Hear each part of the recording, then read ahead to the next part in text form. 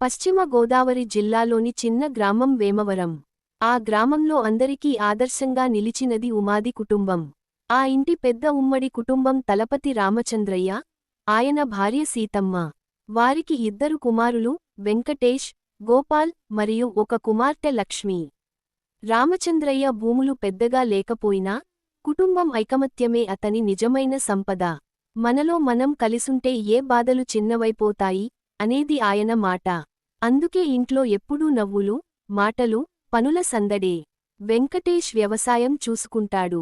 గోపాల్ గ్రామంలోని చిన్న బ్యాంకులో ఉద్యోగం. లక్ష్మి చదువు పూర్తిచేసుకుని పెళ్లైనా, పండగలప్పుడు, అవసరాలప్పుడు తల్లి తండ్రులింటికే వస్తుంది. ఆ ఇంట్లో ఏ పండగ అయినా పెద్ద వేడుకలా జరుపుతారు.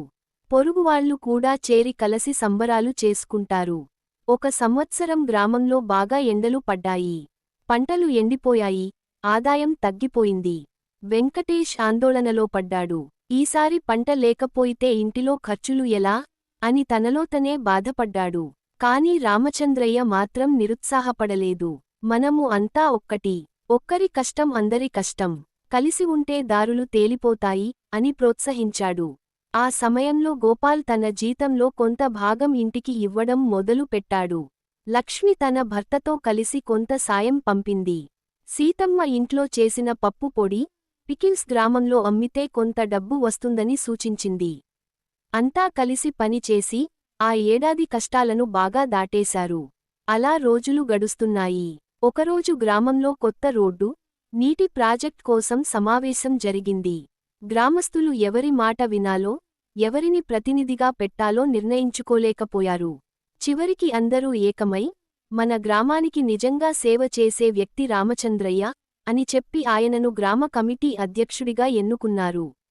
అధ్యక్షుడైన రామచంద్రయ్య ఈ అవకాశం వ్యక్తిగత గౌరవంగా కాకుండా, తన కుటుంబం, తన గ్రామం కోసం వచ్చిన బాధ్యతగా తీసుకున్నాడు.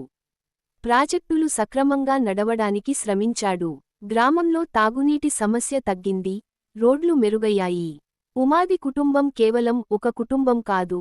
ఐకమత్యం, పరస్పర సహాయం, ప్రేమ అనే విలువలతో నిలిచిన ఒక చిన్న ప్రపంచం.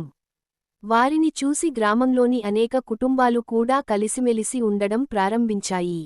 అందుకే వేమవరం ప్రజలు ఆ కుటుంబాన్ని గౌరవంతో ఉమాది కుటుంబం, గ్రామ గౌరవం అని పిలిచేవారు.